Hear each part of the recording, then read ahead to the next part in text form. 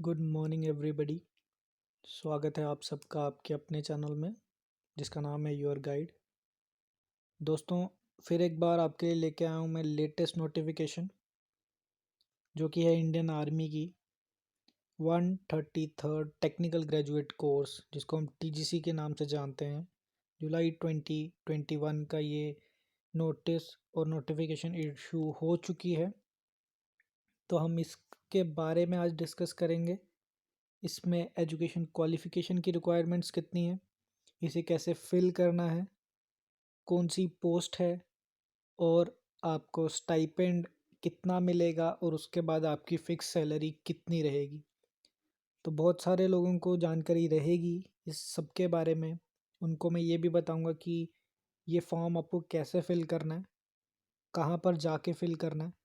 हर एक चीज़ के बारे में इस वीडियो में हम लोग बात करेंगे, तो अंत तक वीडियो में बने रहें और वीडियो को लाइक करें, चैनल को सब्सक्राइब करें और अपने फ्रेंड्स के साथ ज़रूर शेयर करें अगर आपको लगता है कि वो एलिजिबल हैं या नेक्स्ट ईयर वो एलिजिबल होने वाले हैं। तो do share with them to make them aware of this. तो चलिए आज की वीडियो शुरू करते हैं। तो दोस्तों, ये इंडियन आर्मी की नोटिफिकेशन आई है, आप देख सकते हैं इंडियन आर्मी की ये नोटिफिकेशन। शुरू से हम स्टार्ट करेंगे। ये 133rd टीजीसी की नोटिफिकेशन है आईएमए के लिए, जो कि परमानेंट कमीशन है इनटू इंडियन आर्मी। ये टीजीसी के थ्रू परमानेंट कमीशन है। तो एलिजिबिलिटी की बात कर लें तो हर एक गवर्नमेंट जॉब की तरह नेशनलिटी इसमें इम्पॉर्टेंट है। हम सब जानते हैं a person should be a citizen of India, a subject of Nepal और a person of Indian origin who has migrated from Pakistan, Burma, Sri Lanka and East African countries of Kenya, Uganda, the United Republic of Tanzania, Zambia, Malawi और बहुत सारे इसमें दे रखी हैं। हम सब ये नेशनलिटी की कंडीशन जानते हैं। एज लिमिट के बारे में बात करें हम लोग तो 20 to 27 year age on 1 July 2021। आपकी जो एज है वो age of 1 July 2021 should be in between 20 to 27 years. तो ये एज काफ़ी ध्यान में रखें। Candidates born between 2 July 1994 and 1 July 2001, both dates inclusive. तो आपके लिए ये जो लाइन है ये और इजी कर दी गई है टू कैलकुलेट कि आप एलिजिबल हैं विद योर एज और नॉट। तो अगर आपकी जो डेट ऑफ बर्थ है वो लाई करती है between 2 July 1994 and 1 July 2001, both date inclusive, अगर ये दोनों डेट्स भी हैं तो भी आप एलिजिबल हैं। तो आगे एजुकेशन क्वालिफिकेशन की बात करें, candidates who have passed engineering degree course या फिर अगर वो फाइनल ईयर में भी हैं तो भी वो एलिजिबल हैं, या अगर वो पास आउट हो चुके हैं तो भी वो एलिजिबल हैं। मार्कशीट ऑफ ऑल सेमेस्टर्स और ईयर बाय 1 जुलाई 2001। 1 जुलाई 2001 से पहले आपका जो रिज़ल्ट है वो डिक्लेयर होना चाहिए, ज़रूरी है वो। आपको ये प्रोविज़नल आपको सबमिट करने पड़ेंगे वहाँ पे, अगर आपका एसएसबी का लेटर आता है, कॉल लेटर। तो दोस्तों आगे देख लेते हैं। हाँ, ये काफ़ी इंपॉर्टेंट है कि कैंडिडेट्स को कोई भी बैकलॉग्स वगैरह नहीं होनी चाहिए। You should be all clear जब आप अपना ये फॉर्म फिल कर रहे हैं, क्योंकि बाद में फिर आपको प्रॉब्लम आ सकती है। वैकेंसीज़ जो काफ़ी इम्पॉर्टेंट रहेगा इसमें, क्योंकि इसमें इतनी ज़्यादा वैकेंसीज़ नहीं होती हैं। तो हम लोग ये देख लेते हैं कि किस किस फील्ड में, किस इंजीनियरिंग फील्ड में कितनी वैकेंसीज़ हैं। तो सबसे पहले अगर बात करें हम सिविल इंजीनियरिंग या बिल्डिंग कंस्ट्रक्शन टेक्नोलॉजी की, उसके अंदर ये सब कैटेगरीज आ जाती हैं जो आपकी इंजीनियरिंग स्ट्रीम है, जैसे कि सिविल इंजीनियरिंग, स्ट्रक्चरल इंजीनियरिंग, आपकी building engineering and construction, civil and rural engineering, civil technology, construction engineering. तो ये सब आपकी जो पोस्ट आ जाती हैं, इंजीनियरिंग आ जाती हैं, इन्वायरमेंटल इंजीनियरिंग, ये सब इसकी जो पोस्ट है वो है 11। थोड़ी कम पोस्ट हैं, पर इस जो टीजीसी आपका जो एंट्री रहती है विदाउट एनी एग्ज़ामिनेशन, आपको इसके लिए प्रायर एग्ज़ामिनेशन कोई देने की ज़रूरत नहीं है। जैसे कि एनडीए या सीडीएस का जो एग्ज़ामिनेशन होता है इसमें वो एग्ज़ाम देने की ज़रूरत नहीं रहती है, जैसे कि आप सब जानते हैं उसके बारे में। जिन जो नहीं जानते उनके लिए मैं ये बता रहा हूँ कि इसमें एनडीए और सीडीएस का एग्ज़ाम देने की कोई ज़रूरत नहीं रहती है। ये आपका डायरेक्ट एसएसबी के लिए कॉल आती है if you are selected in the list. तो सिविल के लिए 11 वैकेंसीज़ हैं, मैकेनिकल के लिए 3 वैकेंसीज़ हैं, मैकेनिकल की कम वैकेंसीज़ हैं, इलेक्ट्रिकल और इलेक्ट्रिकल एंड इलेक्ट्रॉनिक्स की भी 4 वैकेंसीज़ हैं। अगली देखें तो सीएस की कंप्यूटर साइंस इंजीनियरिंग या एमएससी कंप्यूटर साइंस की 9 वैकेंसीज़ हैं। इसमें आप अपनी देख सकते हैं engineering field, computer engineering, computer science, computer technology, computer science and engineering, 3D animation and graphics and further आगे भी बहुत सारी दे रखी हैं। आप उसमें से देख सकते हैं कि आपकी इंजीनियरिंग किस फील्ड की है और उसके अकॉर्डिंग आपकी कितनी वैकेंसीज़ हैं। आईटी की बात करें तो आईटी की 3 वैकेंसीज़ हैं। इलेक्ट्रॉनिक्स एंड टेलीकम्युनिकेशन की बात करें तो इस बार कम वैकेंसीज़ हैं, काफ़ी कम वैकेंसीज़ हैं। इलेक्ट्रॉनिक्स एंड टेलीकम्युनिकेशन की सिर्फ 2 वैकेंसीज़ हैं। टेलीकम्युनिकेशन इंजीनियरिंग की 1 वैकेंसी है। इलेक्ट्रॉनिक्स एंड कम्युनिकेशन की भी 1 वैकेंसी है। आगे हम देखें तो सैटेलाइट कम्युनिकेशन की 1 वैकेंसी है और एरोनॉटिकल एरोस्पेस की भी 3 वैकेंसीज़ हैं। ऑटोमोबाइल इंजीनियरिंग की बात करें तो उसकी 1 वैकेंसी है। टेक्सटाइल इंजीनियरिंग की बात करें तो उसकी भी 1 वैकेंसी है और ये अंत में टोटल बनाती है आपकी 40 वैकेंसीज़। तो 40 वैकेंसीज़ हैं इस 133rd टीजीसी की। तो आपको मेरिट लिस्ट में भी आना पड़ेगा इन सब के लिए। तो मैं आपको इसका आगे फर्दर प्रोसेस बता देता हूँ कि इसमें कितने टाइप्स की कमीशन रहती है। ग्रांट ऑफ कमीशन जो मिलती है आपको, इसमें परमानेंट कमीशन मिलती है। फर्स्ट ऑफ ऑल आपको लेफ्टिनेंट रैंक से लिया जाता है into the Indian army, prestigious Indian army, जो कि है एक ऑफिसर की पोस्ट।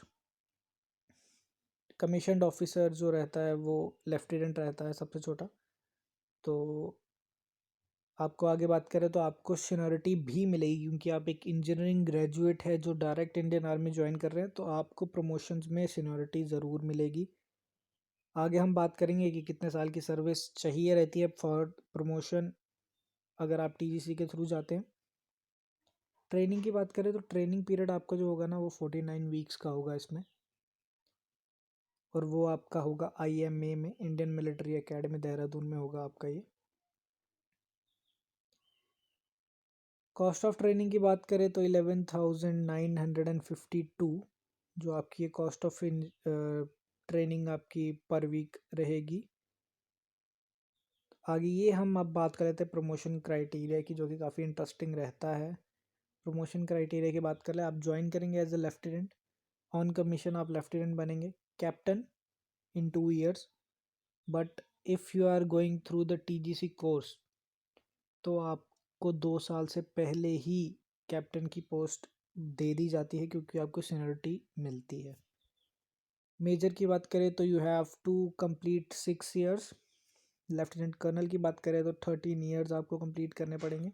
कर्नल की बात करें तो 26 years एंड सो फार आगे आपको रिक्वायरमेंट फुलफ़िल करनी पड़ती हैं और उसके बेसिस पे आपको प्रमोशन मिलती है। तो ये काफ़ी सीनियर पोस्ट हैं आगे की, काफ़ी सीनियर पोस्ट हैं ये आगे की। तो पे की बात कर लें हम लोग। पे की बात करें तो you will join as a lieutenant and your pay scale will be of level 10। तो आपकी पे रहेगी रेंजिंग फ्रॉम 56,100 टू 1,77,500। ये आपका पे रेंज रहेगा। कैप्टन की बात करें तो 61,300 टू 1,93,900 एंड सो ऑन। आगे की पोस्ट के लिए आपको भी पे स्केल यहाँ पे बताया गया, आप देख सकते हैं। तो काफ़ी अच्छी पे रहती है। मिलिट्री सर्विस पे जो एमएसपी रहता है, जो कि ऑफिसर रैंक्स को दिया जाता है फ्रॉम लेफ्टिनेंट टू ब्रिगेडियर, वो आपका 15,500 रहता है। ये भी आपकी पे में ऐड होता है। और सबसे अच्छी बात है, आपको अपने ट्रेनिंग डेज जो आपकी 49 वीक्स की ट्रेनिंग होगी उसमें आपको स्टाइपेंड भी मिलेगा which is equivalent to your starting pay, जो कि एक लेफ्टिनेंट की स्टार्टिंग पे का जो सबसे बेस रेंज है विच इज़ 56,100, ये आपकी स्टार्टिंग पे लेवल 10 की आपको इसमें मिलेगा। पर इसमें से थोड़ी बहुत आपकी डिडक्शंस हो जाएंगी, but then also it is very good कि आपको अपने ट्रेनिंग डेज में भी पेमेंट मिल रही है। आपको क्वालिफिकेशन ग्रांट भी मिलेगी, आपको फ्लाइंग अलाउंस भी मिलेगा।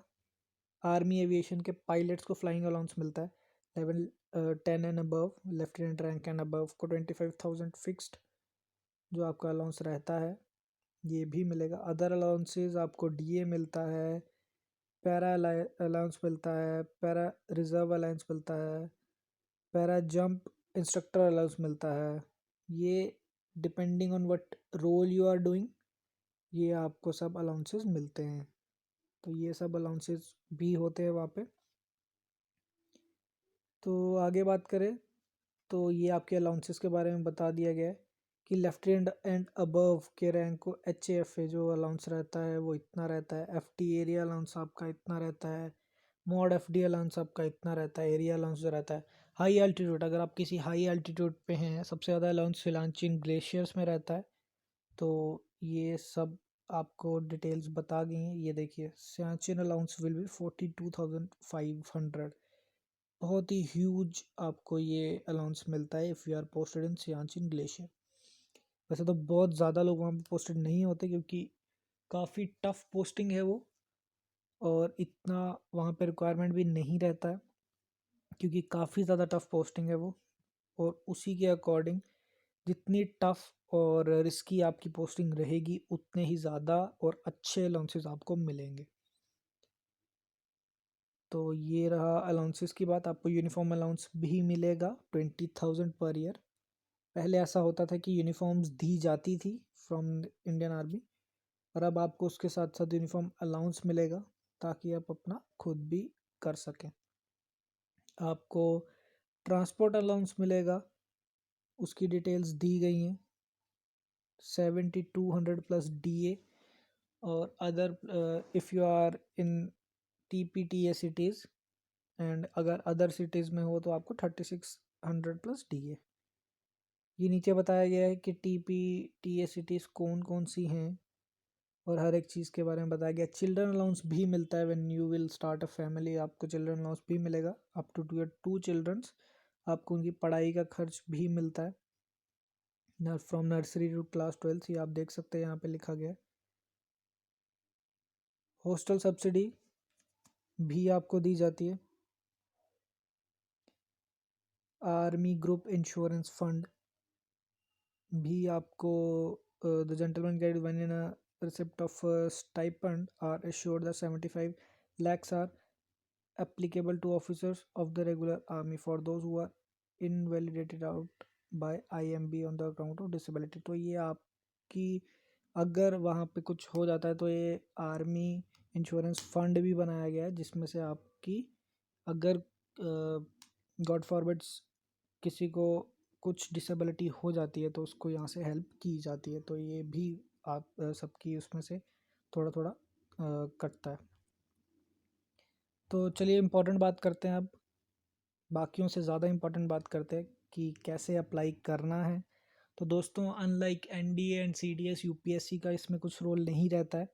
तो आपको www.joinindianarmy.nic.in की वेबसाइट पे जाके अपनी पहले लॉगिन आईडी आपको क्रिएट करनी है। अगर पहले से है तो आपको अपना उसको लॉगिन करना है और आपको अप्लाई नाउ पे क्लिक करके जो आपका डैशबोर्ड खुलेगा वहाँ पे एप्लीकेशन फॉर्म पे जाना है और उसको अपना एप्लीकेशन फॉर्म पूरा भरना है, ध्यान से भरना है, क्योंकि बाद में कोई चेंजेस आपको करने का मौका नहीं दिया जाएगा।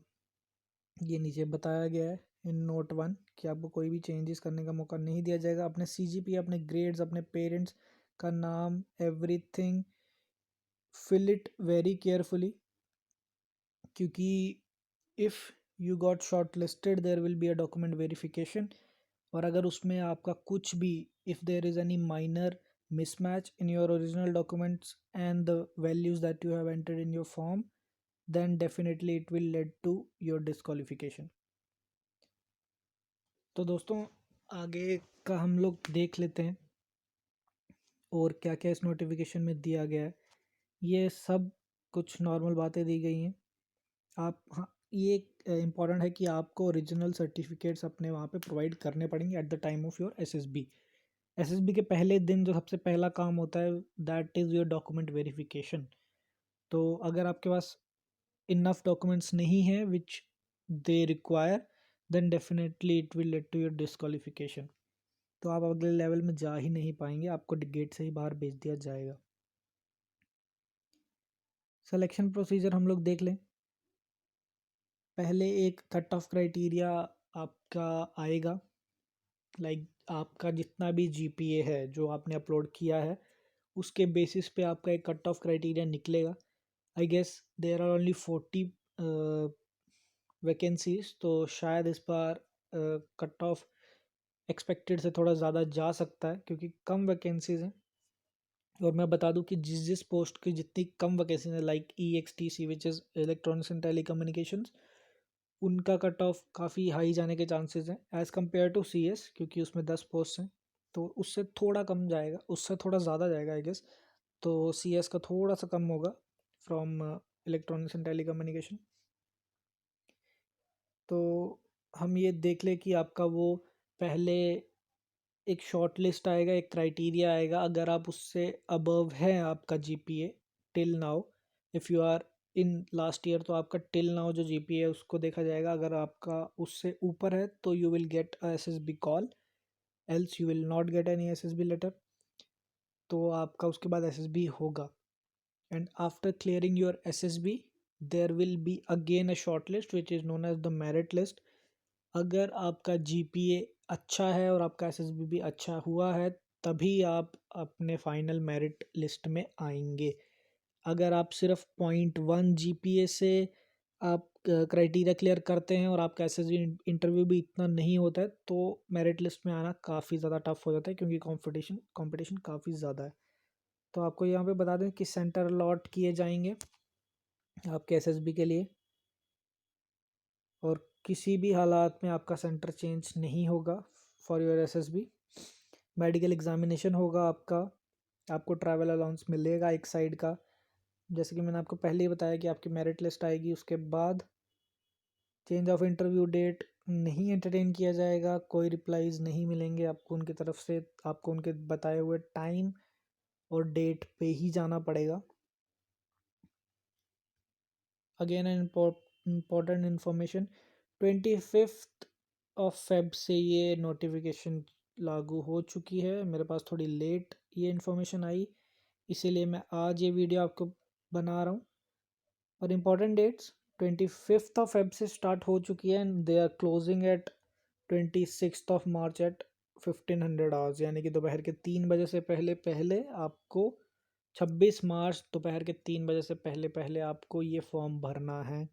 तो दोस्तों जिसको लगता है कि उसके इंजीनियरिंग में अच्छी जीपीए है 65% से ऊपर, 60% से ऊपर वाले भी फॉर्म ये भर सकते हैं।